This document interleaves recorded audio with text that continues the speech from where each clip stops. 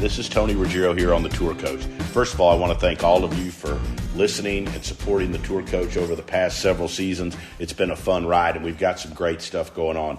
Many of you may have seen the launch and the first little pilot episode of Pro Work that we've done in partnership with Bushnell Golf. That's the first in the series. It's been one of my ambitions, one of my kind of like projects and dreams for the past couple years, to film an inside, authentic, behind-the-scenes look at how myself and the team of great coaches, teachers, fitness experts, and mental coaches all work together. At first, it was just with tour players, but now I want to show you how we work together. The Colby Tuyes, the Dr. Greg Cartons, the Mark Hackett's, Morgan Hales, Jackson Courts, Dr. Scott Lenz, Dan Terlesky, all of us at Old Palm and at our retreats work together to help golfers of all skill level, and for it to be a real authentic, a real behind-the-scenes look, unedited, where you kind of see some of our discussions and some of the fun that we have. And so to kick this series off, we're starting a contest, okay?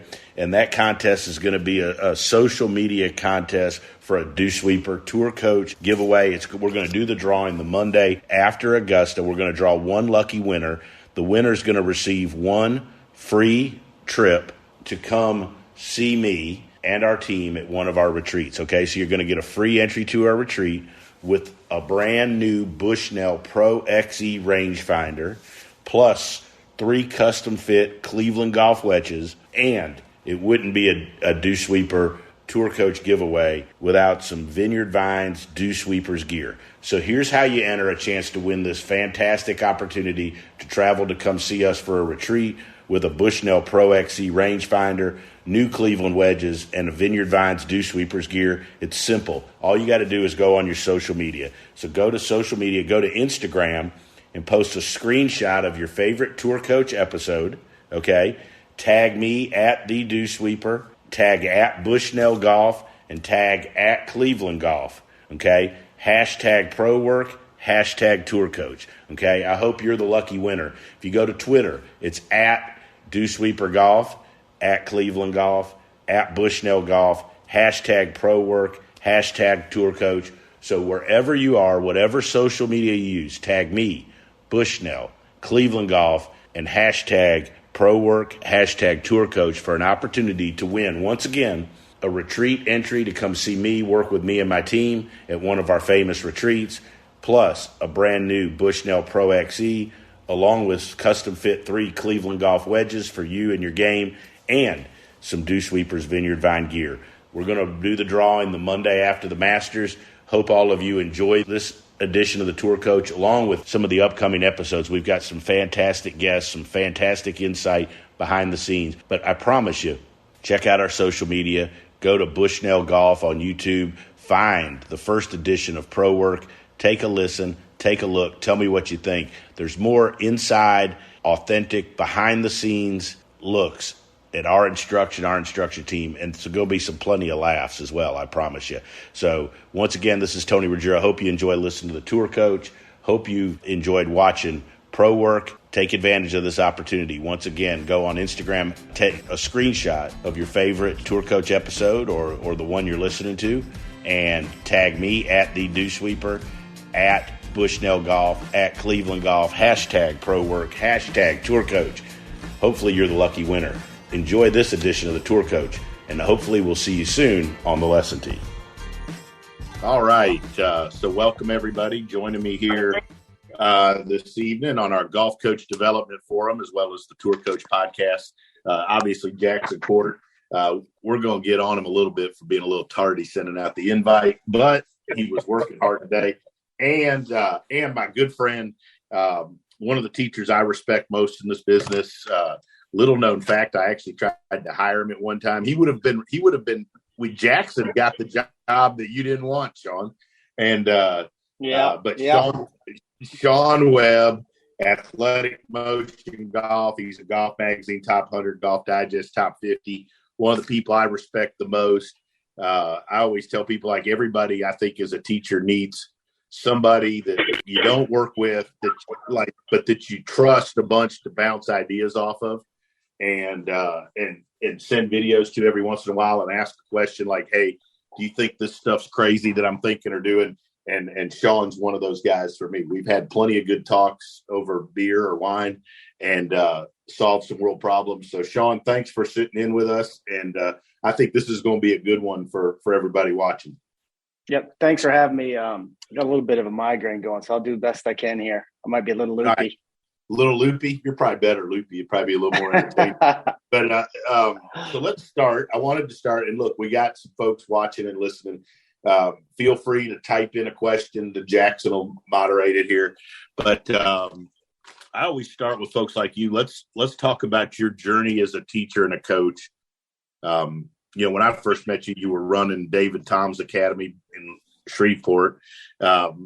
Yeah. Talk a little bit about your journey from where you started in coaching to there to and then we'll come up to the AMG stuff. And I want to pick your brain on how you guys built that, because that's a fantastic story. Because I think you would agree. I mean, you're a proof of it. There's just so many more ways to teach and coach nowadays than ever before. And there's also lots of ways to monetize it and help people from all over the world as well.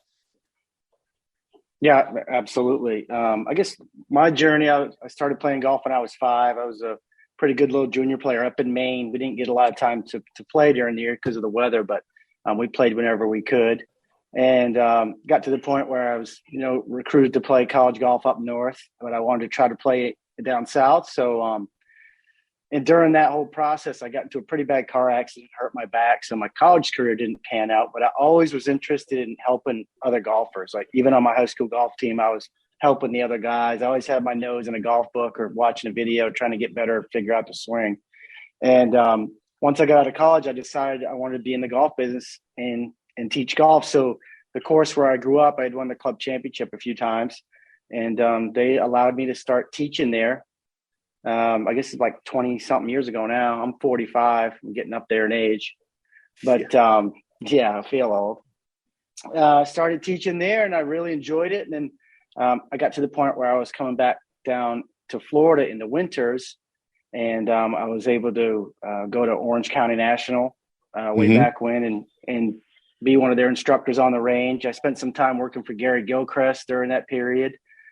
And then out of the blue one day, I get a call from David Tom's agent. And it was the beginning of when things started getting a little bit better for me. He said, "Hey, I heard you're a great teacher. I want you to come out and see what I'm building out in Shreveport, Louisiana." And I really wasn't interested at first because I really enjoy Orlando. I live here now again. But, it's hard to say no to David. That was my favorite player. So it was kind of surreal. He flew me out there. And it was just a big piece of land, and it was going to be a driving range, but have a 9-hole par 3 course and a big clubhouse with the hitting bays. And he said, "If you come here for a few years, I'll build you whatever you want. I'll support you, and you can be the director of instruction here." And I took that job, and that was probably the best decision I had made. And during that time, I had written a book with Michael Jacobs, another great teacher, on all the lists. And that book kind of took off and did well. And then I was doing well teaching at David's Academy, which leads us up to the point of athletic motion. So do you want me to keep going on that, Tony? Yeah, well, yeah. I mean, so who were your mentors coming up? Obviously, Gary Gilchrist, he's had a heck of a career. How did you, talk a little bit about some of the stuff you learned from Gary and from some of the folks who were around there in the Orlando. I mean, I think that too, one of the reasons, to be honest, that I enjoy spending so much time in South Florida now is because I think the more you're around great teachers and great players in an area, I think it's a whole lot easier to learn. And I would imagine being in Orlando in those days, however many years ago, I mean, in that hotbed where there were all those great teachers, and there's a ton of teachers and great players around there, had to be great for you from a development perspective. It's a good point. So I was always working on my own game during that period when I was down here, when I first got into teaching. So I took lessons from everybody that I thought was good. So I took lessons from Mike Bender, and then I took lessons for a couple of years from Brian Mogg. And then I took lessons from Kevin Smeltz down at the Ledbetter Academy, and then they would let me shadow down there. and I got a chance to hang around Sean Foley a lot when I was at Orange County National. Then with Gary, I got to spend a couple of years with him as basically his number one assistant for a year and a half, 2 years.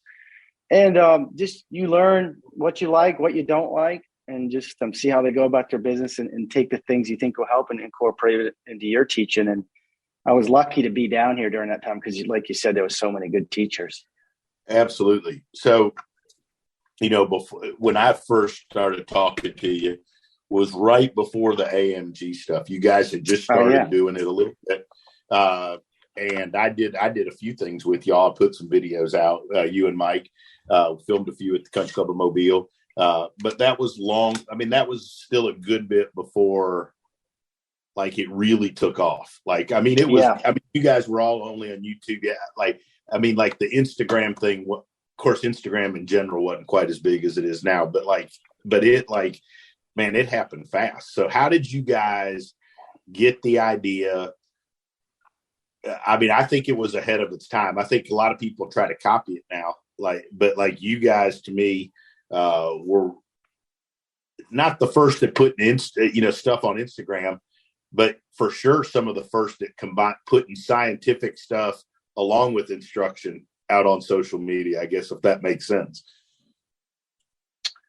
Yeah, so I had the idea to do something online for many years. I just thought the opportunity was there to help people from all around the world. And I kept thinking to myself, wow, these people are having a good experience with me in an in-person lesson. I wonder how I can parlay this into showing more people what I can do and how I can help them. And I was randomly, I think in 2014, sitting up in New York at a seminar with, I think it was one of Jacob's seminars back then. And I randomly sat next to Mike Granado, who's my business partner now. And we're just talking about stuff. And we both realized we had an interest in online business and golf instruction in that regard. And I said, well, show me your website. So he pulls up his website. It's this unbelievable website. It's exactly kind of what I was thinking I wanted. And I said, well, who did your website? And he said, well, I did. And I was like, okay. Well, I started clicking on some of the videos, and the graphics and the video editing is unbelievable. I said, well, who did your video editing? He said, well, I did. So I knew at that point I'd found the right guy, because Mike was a great teacher and he had all that ability, which is, kind of the hard part when you're getting going. And from then on, we just decided we were going to start. We didn't really know what the hell we were doing. We were just going to start shooting videos and putting them out there and see what happens. And that was probably that time when it was kind of that we were out there, but we were kind of slow burning. Right. So one day I said, Mike, we need help with this. Like, you and I are good golf teachers, so we think we are sometimes. And why don't we find somebody that knows how to do internet marketing, right? And get these videos out there, because we think they're good videos. And I searched out for a couple months and found this guy who's like the number one guy in the world as far as sports internet marketing. And we cut a deal with him. And that combined with this pros versus AMs thing that we came up with, which is kind of what we're known for, is really showing 3D data to the masses. Because a lot of people would think that would be too complicated, but we felt like we had a way to dumb it down a little bit, enough to where an average guy could take one thing from the video and say, okay, I get it, and help them with their game. And those things combined with COVID, where everybody was home, and the business kind of did that thing. So talk about the 3D stuff. How did you, you big with gears, obviously. I've bounced. Yeah. You're probably one of the people that, other than Michael Neff, that I bounce the most gear stuff off of when I ask a question. People finding out my secrets, but I'll send you info. You and I've talked plenty of times on the phone about what we see. And so how did you, and to me, you were one of the first people that was really into that taught a lot. And the thing I always liked about it was because I've watched your stuff and I've watched you teach, we've been around each other, like, you understand and use that stuff, but listening to you, it doesn't sound like you're sitting in a laboratory and nobody can understand it. No. It sounds practical. How did you get, what turned you into liking 3D and gears, and how did you start figuring out how to make it applicable to like regular people? Yeah. So I was always into the 3D motion capture. I had a K-Vest years ago, It's gone through many iterations since then, but I had a really one of the early models and went through all the training, and it was fascinating to me that, okay, we see a swing on video, but what's really happening in the body to create the swing? And I was just a nerd with it when it first came out, and I knew, okay, this is something I can kind of latch onto, and started studying it. And through the years, I had the K-Vest, then I had an AMM system, and things kept evolving. And when I got to David's Academy in Shreveport, he said, what's something that we can get here that would kind of set us apart? Everybody's got the swing catalyst. Everybody has video. I said, I'd really like, there's only a couple of them in the country. There was only one at the time. I said, I'd really like to have a gear system. I really think this is an amazing thing. And it gives the experience to the lesson takers, like, off the charts, because it's something different that not everybody has. And he wore the Gears logo on his hat the next 2 weeks, and Michael Neff helped us out with a system. And that's how we got it. That's how we got the system. And Michael Neff came in, he set it up, he turned it on and said, there you go. There was no instruction manual. There was nothing. So I used it on myself for about 3 months. I would put the suit on and hit balls and try different things in my swing. I say, well, when I did that, what did the right arm do? And what did my pelvis motion do? And did that change the tilts? And so I learned it that way. And then I would look at some of the players in the system and see what they did, what the good players did versus the average players. And that's kind of how the whole thing got started and why I got super interested in it. Like, what are these good players doing that the average person can apply and do? I think that's a good lesson for people, one, learning to play, trying to improve, but also people, listening to us that teach, right?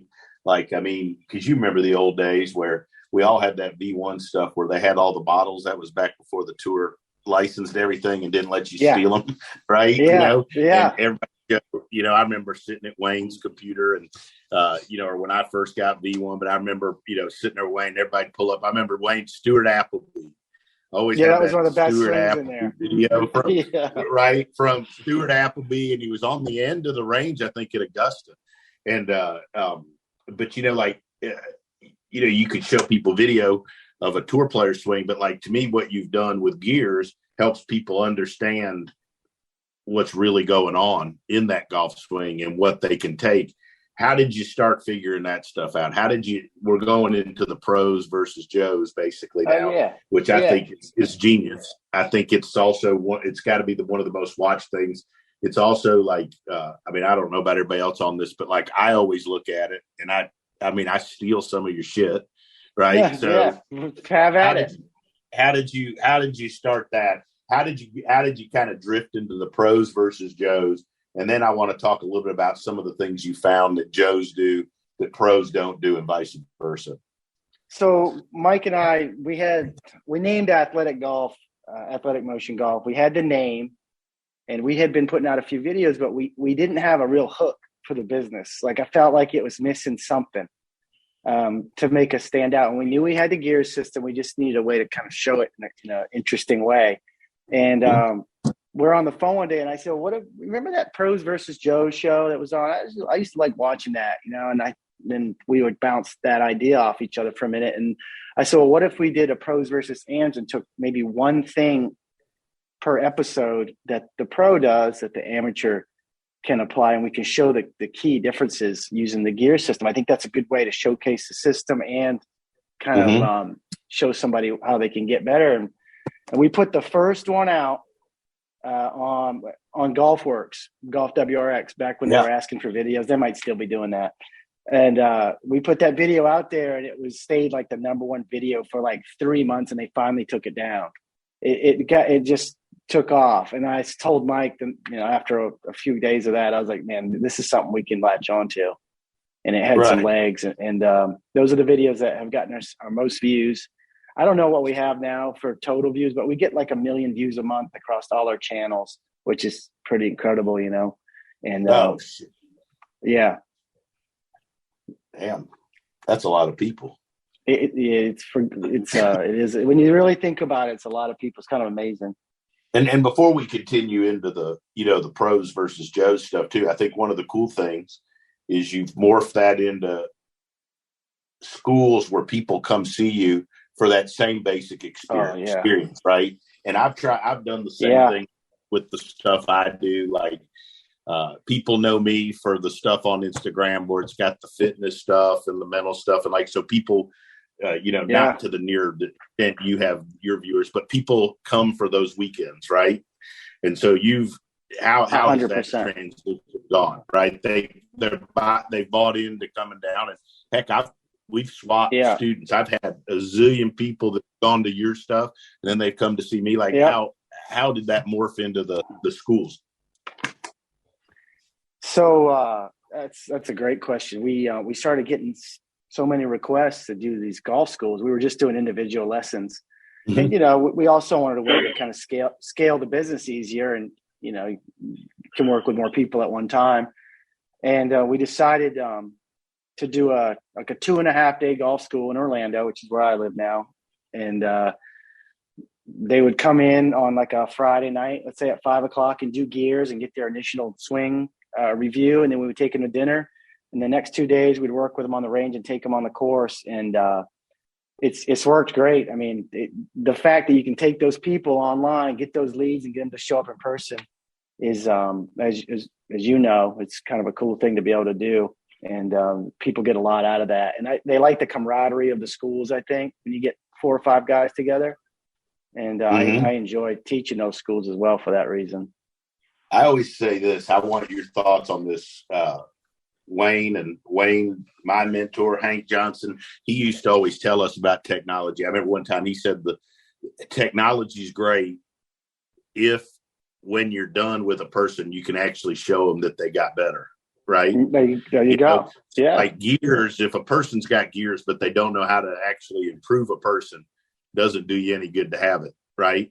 So that's where these weekends for you, that's where to me it shows you, like, because I've had people come and they tell me the stuff y'all told them, and then you can see that they've actually gotten better because they've actually learned to do it. But that's the tricky part about technology, don't you think? Is like you can't. I mean, it can measure and all that stuff, but if you don't actually change something with somebody, none of the shit gets better at the end of 2 days.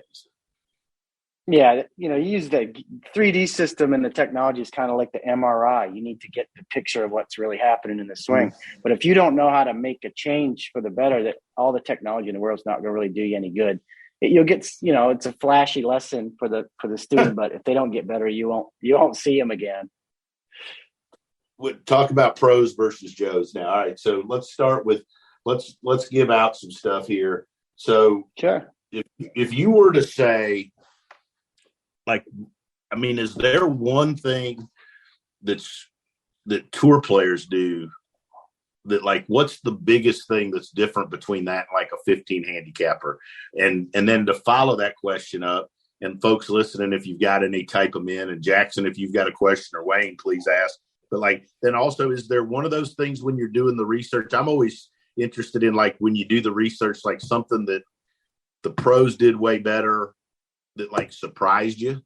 Did you ever find something that surprised you that maybe you didn't think that they did that much different?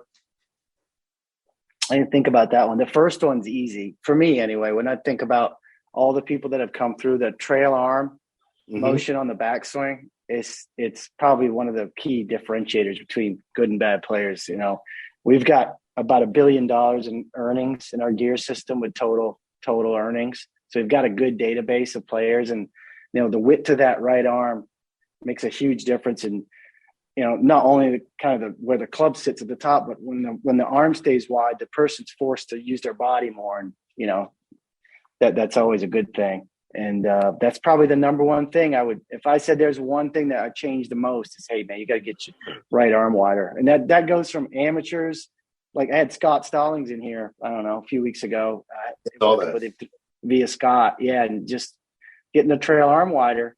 You tend to get a little lazy sometimes, and your body stops working, and you have to get the club up somehow. And you can see it with your average golfer, just pumping the arms like this and straight over the top, instead of using the body to turn and keeping this wide. And you can help a lot of people just with that.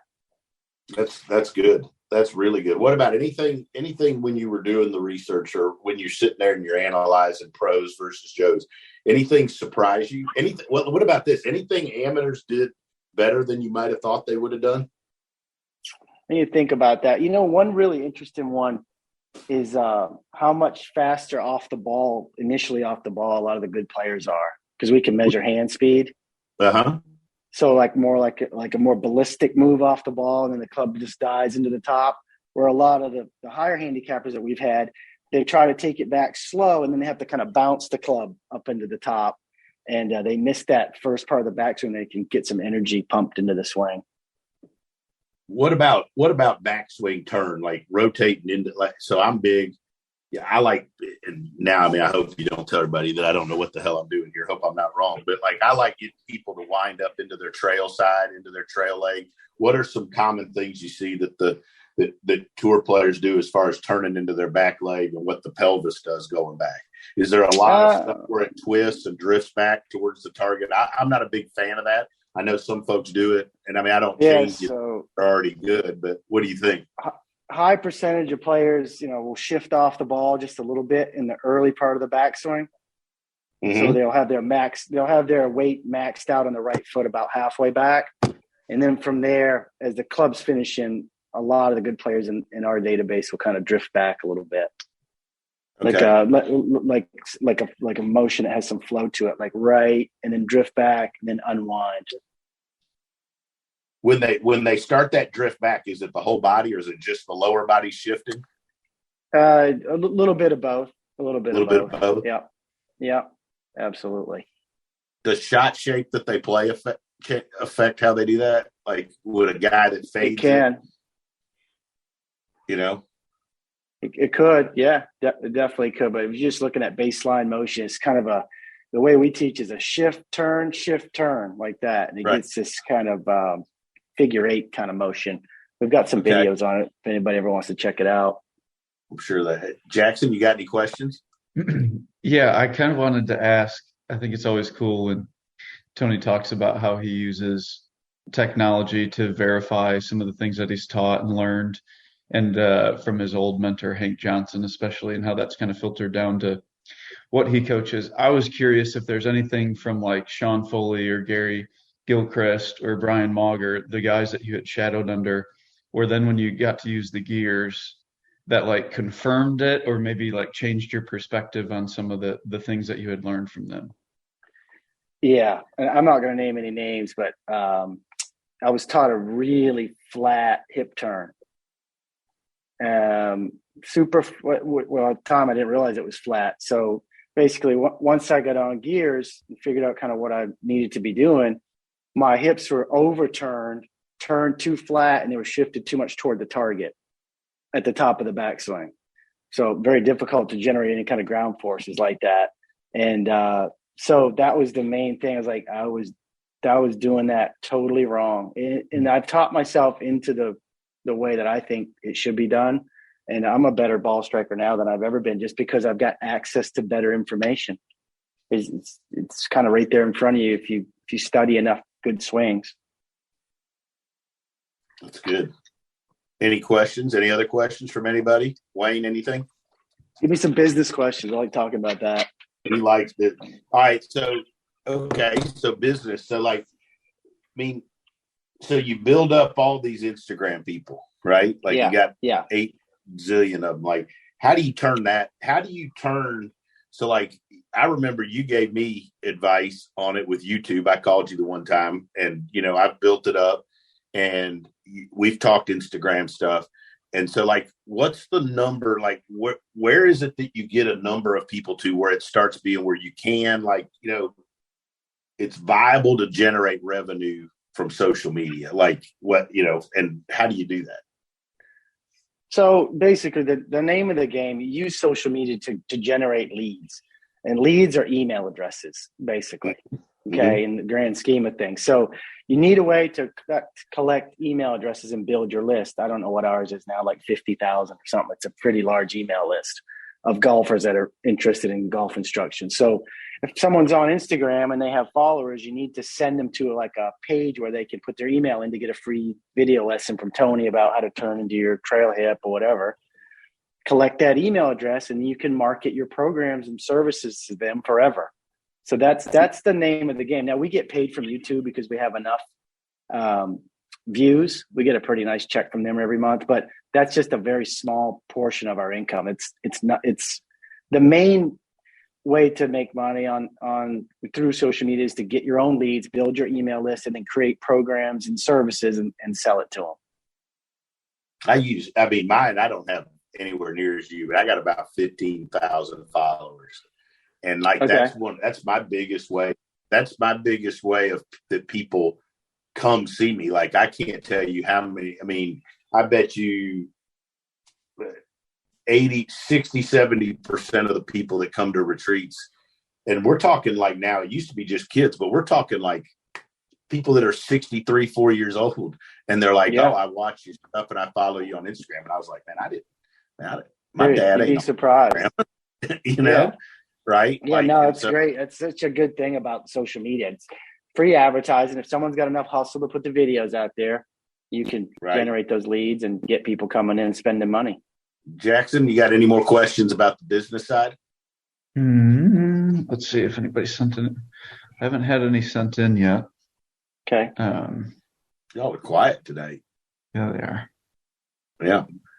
I just love the pros versus Joe's stuff. And I think, like, to me, I always look at the stuff too, also from an educational perspective. Like, I wish 20 years ago when I was starting teaching or whatever it was, like, that there was that type of stuff out there, you know, because I just think for a young teacher, somebody starting, like, one, it's solid information because it's based on the stuff you found for years, and it's what good players do.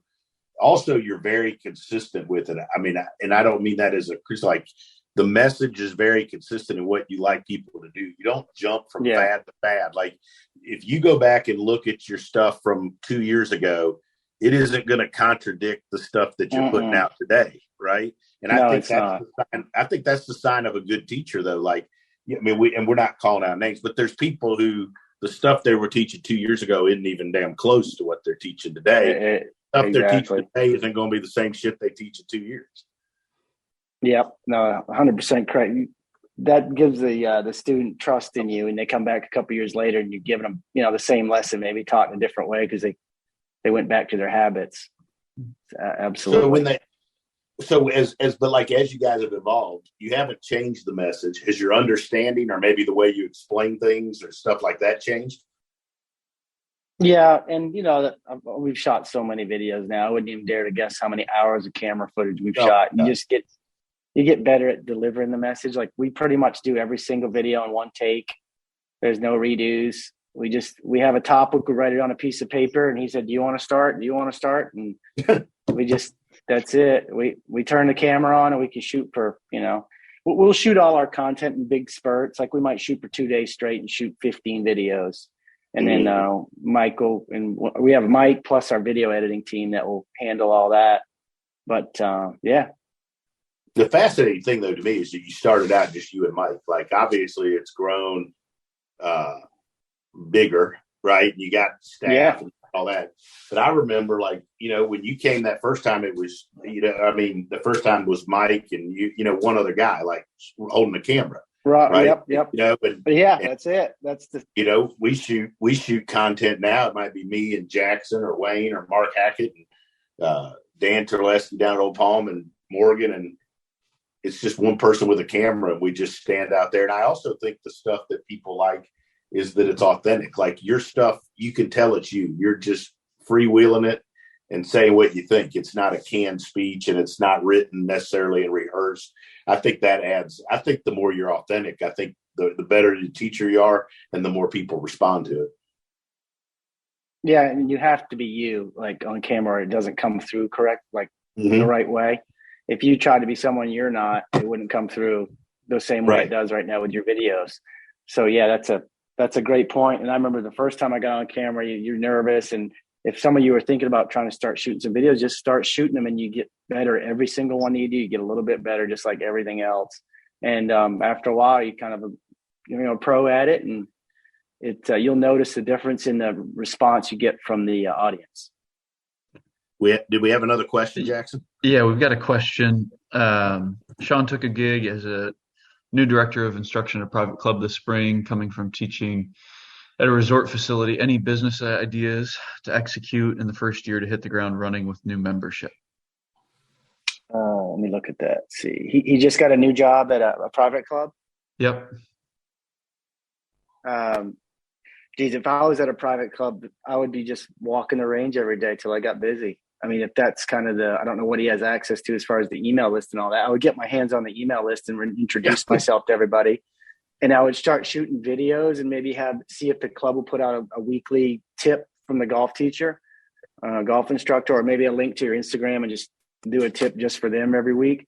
And walk the range and play with people when the season opens up, and you'll be plenty busy. If you're really there to help people, you'll always be busy.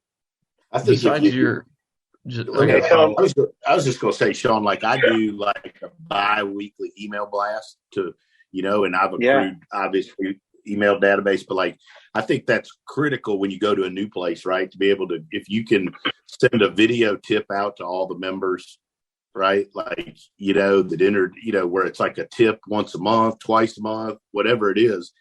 And then just a little written thing. If the club would do that for you, I think that would be huge. Oh, it's huge for you building your membership, right? Because it would give them some content. Everybody's looking for content.